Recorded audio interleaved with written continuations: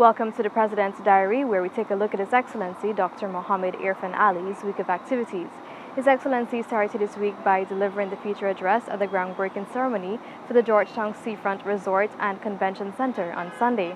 The facility is made possible through a collaboration between the governments of Guyana and Qatar.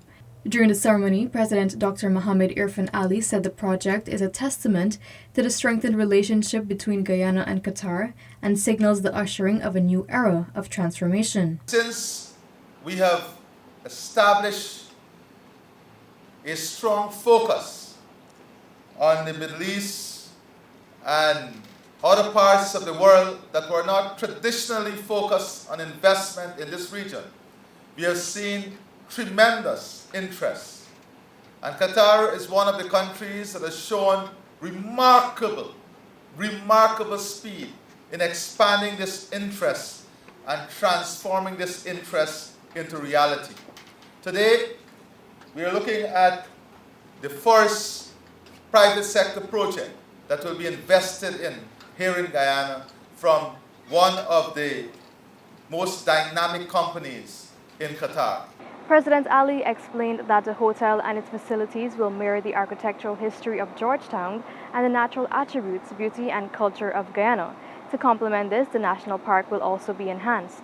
Later that evening, President Ali hosted a reception on the occasion of the Guyana Energy Conference and Supply Chain Expo 2024. On Monday, President Ali delivered the feature address at the opening of the Energy Conference and Supply Chain Expo 2024 at the Guyana Marriott Hotel. You know the oil story.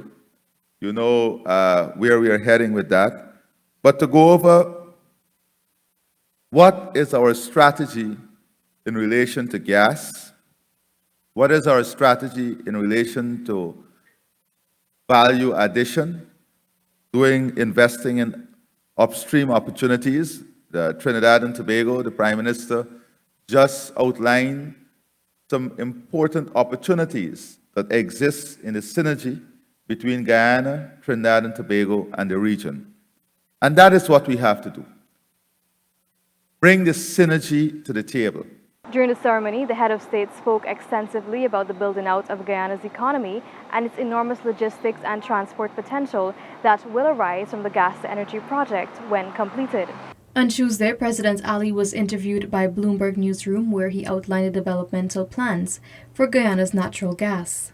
The time to monetize is now, and that is why we are working aggressively on moving from discovery to operation, but also importantly, moving now in an aggressive way to develop the gas resources of Guyana and to integrate the gas resources into our other sectors so that our other sectors become competitive, and using the gas resource as a tool to build out the infrastructure, capability and capacity of the country, into connecting the country more integrally with Brazil. Because once we develop the gas resources, it opens up the opportunity of justifying the deepwater port in Guyana that can serve all of northern Brazil, and building out that infrastructure to link northern Brazil to the Atlantic through Guyana. That will save many days in shipping time, make northern Brazil more competitive, reduce their shipping costs, improve their infrastructure link,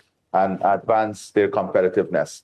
That also allows us now, that natural gas allows us now to move to value, upping the value chain for our bauxite, which is a natural resource, because we can now use cheaper energy to develop an aluminium plant with 1.5 billion tons of bauxite reserve between Suriname and Guyana. His Excellency President Irfan Ali received the letters of credence from the non-resident ambassador of the Kingdom of Belgium to Guyana, Her Excellency Helen de Geest, at the office of the President on Tuesday.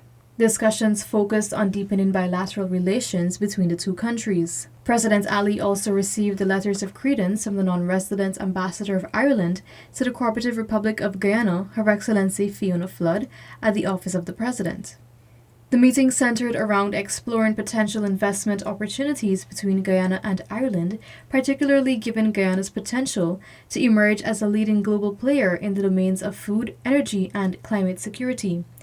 During the meeting, discussions also included the possibility of a collaboration in healthcare and human resource development. The head of state on Wednesday arrived in St. Lucia to attend the island's 45th independence anniversary celebrations. Later that day, President Irfan Ali addressed the Parliament of St. Lucia on the occasion of the island's independence anniversary. President Ali hailed the unbreakable bond between Guyana and St. Lucia and said the relationship between the two countries transcends the boundaries of trade and economy. We cannot make the mistake of building our economy on oil and gas. That would be disastrous. That is why we are positioning ourselves to be a leader on food, climate, and energy. We are already the leader on forests globally. Our forest stores 19.5 gigatons of carbon. The forest is the size of England and Scotland combined, with the lowest deforestation rate. But here in St. Lucia, we must also work towards economic diversification. And we must look at the low-hanging fruits. I know, Prime Minister, we have been discussing what are some of the low-hanging fruits. And one of the low-hanging fruits, I think, is how we can develop through agro-innovation and agro-business industry here. During his visit, the president also held a meeting with Guyanese living on the island. During the engagement, His Excellency highlighted Guyana's development agenda, including the government's program to attract skilled workers, economic diversification, initiatives to improve education, healthcare, infrastructure, and several of Guyana's social welfare programs. You have spent a lot of time building your lives here.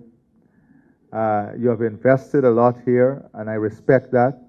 We must also be gracious to St. Lucia. You are welcome here. You had an opportunity here, and I say to Guyanese, because a lot of Guyanese, when the tides shift, St. Lucians came to Guyana first in the 40s for opportunities in mining. But when the tide changed, now today, what do we see in Guyana? You remember there was a time when, because of lack of opportunity and what was happening, we had Guyanese went to Venezuela in droves. Today, all those Guyanese are coming back, but we have Venezuelans who are coming now. We have Venezuelan migrants who are coming in by the thousands. And there are different interpretations, there are different sentiments, but we have a responsibility because we are part of a community in which our focus must be on humanity, on helping humanity. Be guarded, be aware, understand, do your homework, do the intelligence, but ensure that we play our role in this family of humanity. The president also attended a special luncheon hosted by the Chamber of Commerce, Industry and Agriculture of St. Lucia. In his spirited address on Thursday evening, President Dr. Mohamed Irfan Ali pledged that the nation and its people will grow from strength to strength as the government is working assiduously to position the country on a path to prosperity.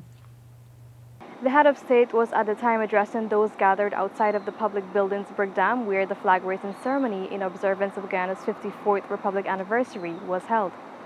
We, the custodians of the Republic, must zealously guard our nation's sovereignty, promote its development, and safeguard democracy. A threat to our territorial integrity poses a direct challenge to our sovereignty because it stakes a claim upon the settled geographical boundaries that define our nation. Territorial integrity is not merely about lines on a map.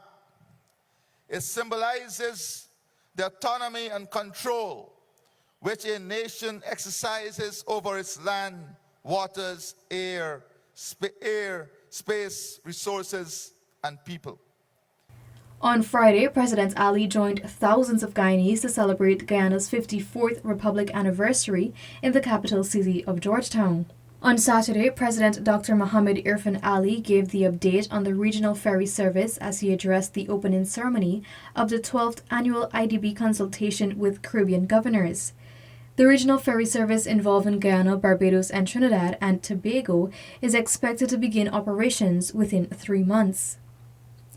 The ferry will allow the movement of containers and passengers with the potential to boost trade relations and advance food security efforts.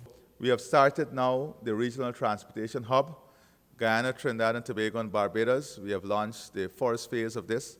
In another 2-3 months, that ferry would begin operation. Less than that, I hope. And we are hoping now that this will instill the confidence in the private sector. And IDB invests this is an excellent opportunity to bring a regional consortium together. The Caribbean Development Bank has completed the studies on the regional transportation infrastructure, a regional ferry and cargo facility.